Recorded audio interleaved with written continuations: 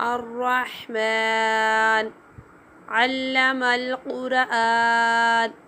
خلق الإنسان علمه البيان الشمس والقمر بحسبان والنجم والشجر يسجدان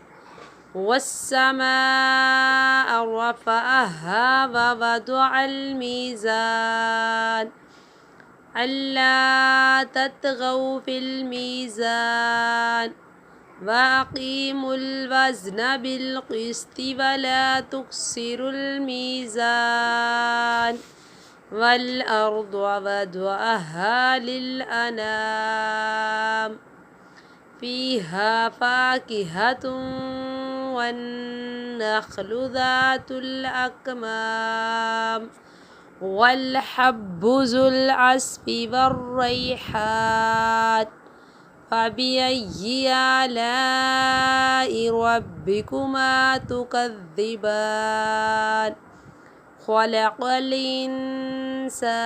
من صلصال كالفخار وخلق الجان من مارج من نار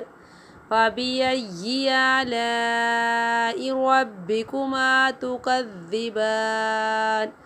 رب المشرقين ورب المغربين فبأي آلاء ربكما تكذبان مرج البحرين يلتقيان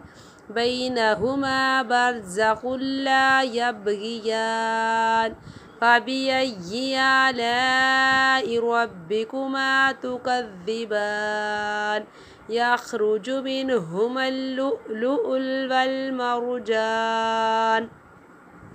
فبأي آلاء ربكما تكذبان